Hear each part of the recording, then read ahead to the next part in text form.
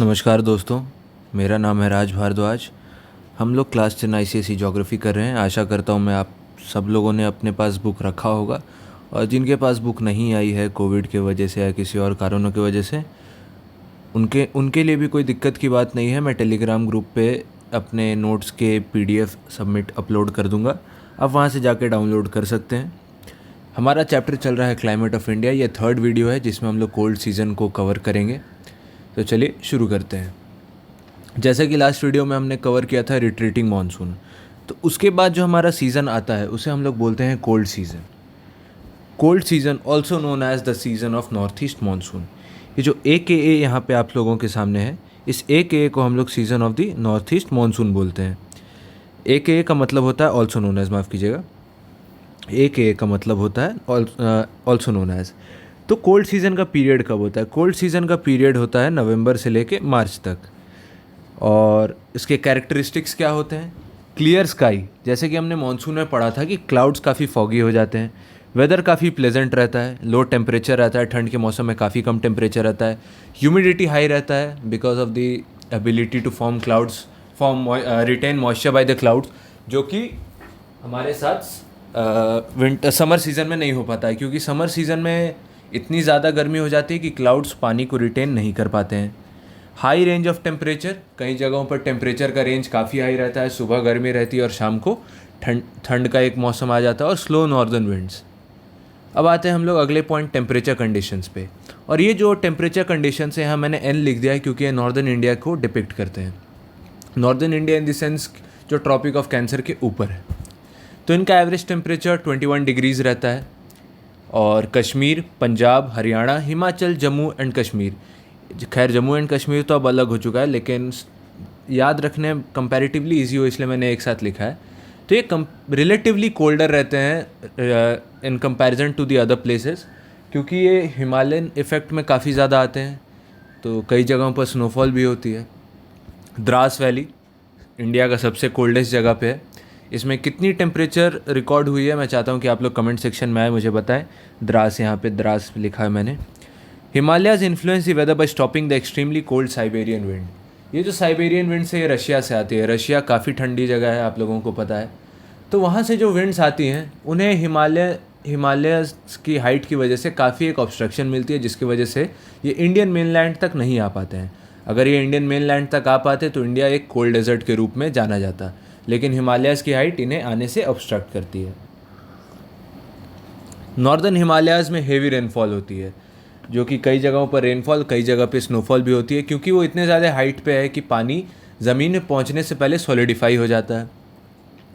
और उसके वजह से क्या होता है, कोल्ड वेव होता है, मतलब अचानक से काफ़ी ज़्यादा टेम्परेचर गिर जाता है। और ये कोल्ड वेव किन जगहों पर देखा जाता है? ये कोल्ड वेव पंजाब, हरियाणा और नॉर्दर्न प्लेन्स।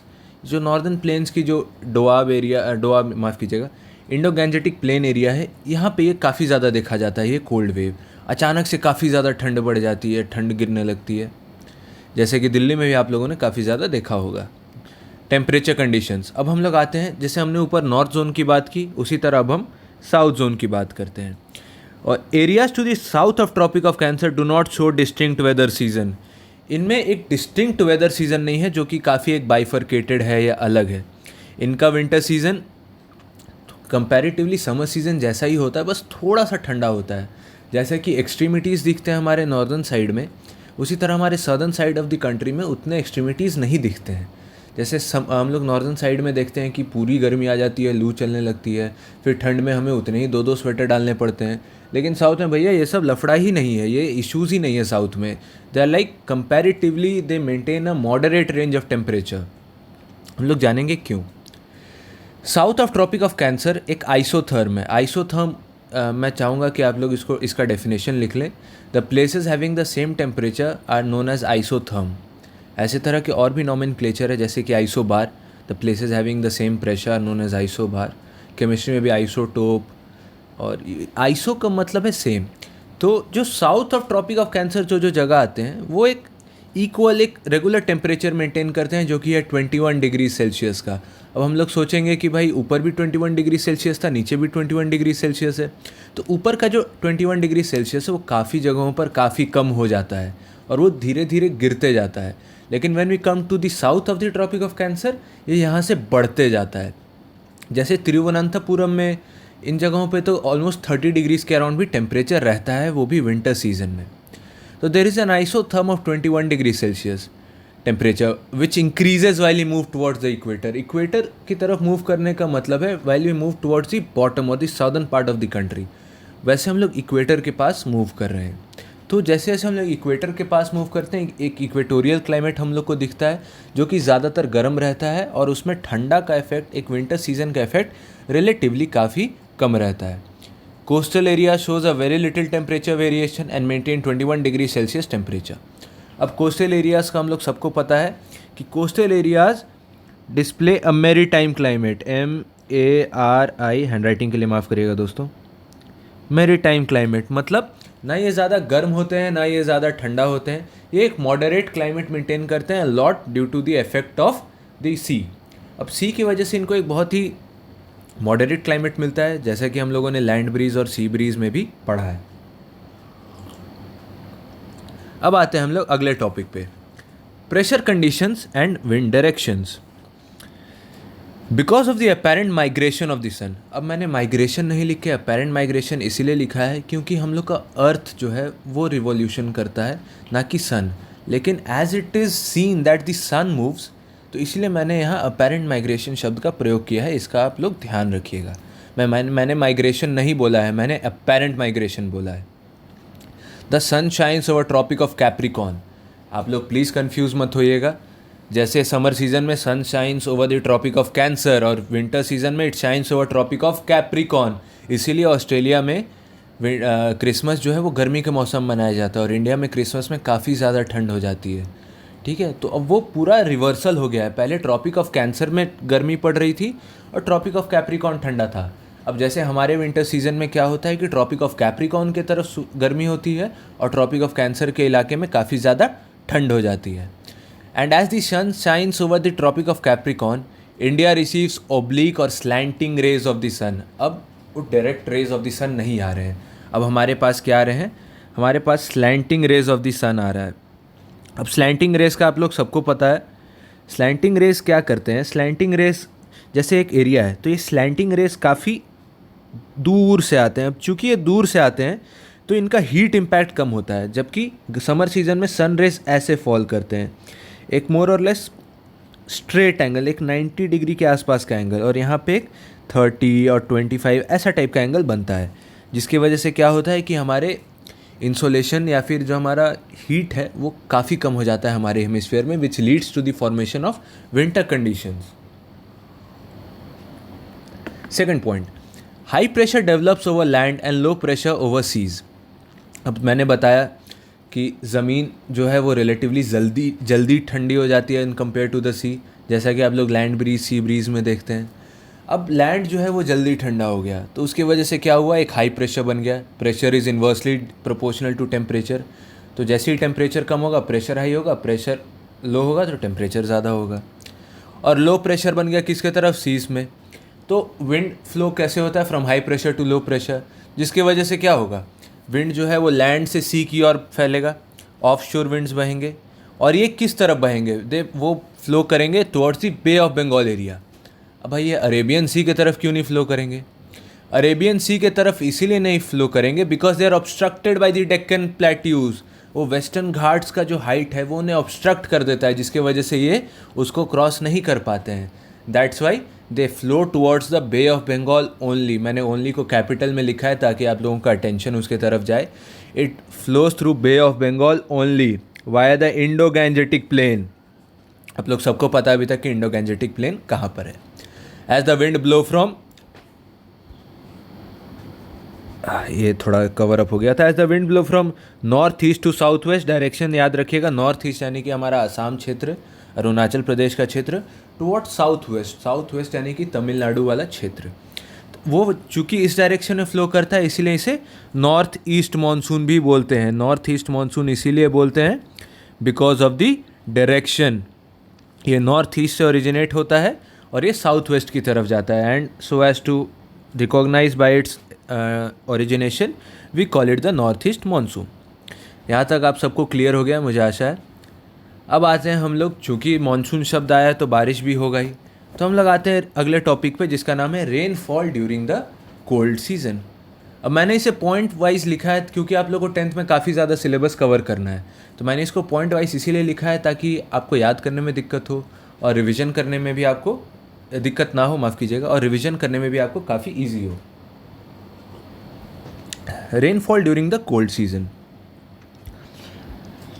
और जब हम लोग रेनफॉल की बात कर रहे हैं तो हम लोग उसको जगह के हिसाब से याद रखेंगे। Coromandel coast in Tamil Nadu. कोरोमंडल जो है वो काफ़ी नीचे की तरफ है, यानी कि एक्सट्रीम साउथ वेस्ट में है इंडिया का। North east monsoon strike the Coromandel coast and bring rainfall to Tamil Nadu and southern tip of Andhra Pradesh, और they are accompanied with heavy rainfall and stormy winds. कि ऐसे नहीं कि शांत बारिश हो रही है, बड़ी अच्छे से रोमांटिक बारिश हो रही है, बिल्कुल नहीं। हेवी रेनफॉल होती है भैया, और स्टॉर्मी विंड्स आते हैं, आंधियाँ बहती हैं जिसमें वो नारियल के पेड़ उड़ जाते हैं, बहुत सारे लोगों के घर उड़ जाते हैं, और लोगों के नाव और खाने की चीज़ें, काफ़ी ज़्यादा नुकसान हो जाता है उनको। They cause heavy damage to standing crops and mode of transport. अब भाई रास्ते ख़त्म हो जाते हैं, गाड़ियाँ उड़ जाती है, तो मोड ऑफ ट्रांसपोर्ट को काफ़ी ज़्यादा नुकसान पहुँचता है। और कितनी बारिश होती है? 70 सेंटीमीटर ऑलमोस्ट, और ये विंटर सीजन में होती है। हाईएस्ट रेनफॉल किधर होती है? हाईएस्ट रेनफॉल, ये मैंने इस पॉइंट में लिखा है, मैं इसे एक बार मिटा देता हूँ, आप लोगों को देखने में ईजी होगा। हाईएस्ट रेनफॉल होता है नागापट्टिनम और टोप्पुबुराई में। जगहों का नाम इतना इंपॉर्टेंट तो नहीं है, लेकिन बुक में बार बार मेंशन किया है, हर एक पब्लिशर के बुक में मेंशन किया है, इसलिए मैंने इसे सोचा इसे ऐड कर दूँ। अब आते हैं हम लोग winter rainfall in the north west. हम लोग अभी साउथ वेस्ट की बात कर रहे थे, हम लोग नॉर्थ वेस्ट की बात करते हैं। There are often instances of light rainfall due to westerly depressions, temperate cyclones. और इन साइक्लोन्स का ओरिजिनेशन कहाँ होता है? मेडिटेरेनियन सी, क्योंकि मेडिटेरेनियन सी काफ़ी ज़्यादा, मतलब काफ़ी ज़्यादा तो नहीं कहेंगे, लेकिन कंपैरेटिवली गर्म होती है। गर्म होने की वजह से उसके तरफ हवाएं बहती हैं, हवाएं बहती हैं तो आसपास के ठंडे इलाकों से उसके तरफ हवा बहेगी, तो वो इंडिया के ऊपर से भी जाएगी, और इंडिया के ऊपर से वो मॉइस्चर कैरिंग विंड्स जाएंगी तो वो बिल्कुल बारिश करेंगी, क्योंकि उनके बीच में माउंटेन्स वगैरह मिल रहे हैं। तो आप कंसेप्ट समझ रहे हैं ना। यहाँ एक लो प्रेशर जोन है मेडिटेरेनियन का, यहाँ पे है इंडिया, माफ़ कीजिए थोड़ा डायग्राम, और यहाँ से जब विंड्स आएंगी मेडिटेरेनियन सी के लिए तो यहाँ इंडियन मेनलैंड से भी टकराएंगी, और जब वो इंडियन मेनलैंड से टकराएंगी तो because of the altitude, because of the high mountains, वहाँ इंडिया में बारिश ज़रूर होगी। तो ये है, इसी की वजह से लाइट रेनफॉल होता है हमारे नॉर्थ वेस्ट में। Jammu Kashmir and Himachal Pradesh, higher altitudes receive snowfall. बारिश होती है जम्मू कश्मीर और हिमाचल प्रदेश के स्टेट्स में, और जो इन्हीं इलाकों में जो हाई एल्टीट्यूड के जगह हैं, जहाँ ज़्यादा ऊंचे पहाड़ है, वहाँ स्नोफॉल भी होती है। मैंने रीज़न पहले आपको बता चुका है। पंजाब, हरियाणा और यूपी में भी बारिश होती है, लेकिन काफ़ी कम, 10 to 15 सेंटीमीटर रेनफॉल। और ये जो रेन है ये वीट एंड बार्ली को काफ़ी ज़्यादा फ़ायदेमंद होती है। जब हम लोग आगे अगर ये चैप्टर आता है या मैं पिछले क्लासेस का रिवाइज़ कराता हूँ तो मैं उसमें बताऊँगा कि कैसे बेनिफिशियल होती है। अब आते हैं हम लोग अगले टॉपिक पे, feature of the cold weather season. Feature of the cold weather season, अब भाई इसके फीचर्स क्या क्या हैं कोल्ड वेदर सीज़न के? तो कोल्ड वेदर सीज़न के ज़्यादा फीचर्स तो नहीं है, बट जो है ये नॉर्थ ईस्ट रेनफॉल का ऑनसेट लाता है। ये जो है this is responsible for the onset of north east rainfall. मैंने बताया इसको नॉर्थ ईस्ट रेनफॉल क्यों बोलते हैं। Western disturbance of the Mediterranean sea होती हैं, और जिसकी वजह से विंटर रेनफॉल होता है। राबी एंड राइस क्रॉप्स इसी विंटर रेनफॉल पर डिपेंड करते हैं। Cold weather season generally marked by fine cool weather, low humidity and large variation in range of temperature. काफ़ी कहीं ज़्यादा टेम्परेचर डिफरेंस हो जाता है, बारिश आने के बाद से थोड़ी ठंडी बढ़ जाती है, कई जगहों पर थोड़ी गर्मी बढ़ जाती है, तो एक वेरिएशन आ जाता है। मौसम काफ़ी ठंडा होता है बारिश, क्योंकि ठंड के में अगर बारिश होगी तो वो ऑब्वियसली और ठंडा करेगा। और ह्यूमिडिटी काफ़ी कम हो जाती है, क्योंकि जो भी ह्यूमिडिटी रहती है हमारे हवा में वो तो रेनफॉल प्रेसिपिटेशन बन के गिर जाती है। और इसी तरह हम लोग का कोल्ड वेदर सीज़न का जो टॉपिक है वो ख़त्म होता है। अब हम लोग को इस टॉपिक में ज़्यादा करना नहीं है। अब हमारे पास एक और टॉपिक बचा है इस चैप्टर में, वो है बारिश का, प्रेसिपिटेशन से रिलेटेड किन किन जगहों पर। तो एज ऑफ एग्ज़ाम पर्सपेक्टिव उसमें काफ़ी पॉइंट्स हैं, तो मैं चाहता हूँ कि आप लोग उस चीज़ को डायरेक्टली बुक से कवर करो, लेकिन अगर आप लोग विश करेंगे तो मैं उसकी भी एक वीडियो बना दूंगा। खैर उसमें कुछ ज़्यादा एक्सप्लेन करने को है नहीं, तो अगर आप वो वीडियो भी चाहते हैं तो आप प्लीज़ कमेंट करके बताइए। लाइक, शेयर और सब्सक्राइब ज़रूर कीजिएगा दोस्तों। अब मैं भी स्टूडेंट हूँ, आप लोगों के लिए क्लासेस बनाता हूँ, तो आप इतना मेरे लिए कर सकते हैं, वो काफ़ी एक मोटिवेशन आता है मेरे लिए। और मैं बाकी क्लासेस की वीडियो जल्द लाऊंगा। मैं कल वीडियो नहीं डाल पाया क्योंकि मैं नोट्स बना रहा था बाकी लेक्चर्स के लिए, जैसे मर्चेंट ऑफ वेनिस एक्सेट्रा। तो मैं उसके साथ भी जल्द आऊँगा। तब तक के लिए अपना सपोर्ट बनाए रखिए। कोरोना है, घर में रहिए और साथ में मेरे पढ़ते रहिए। Thank you.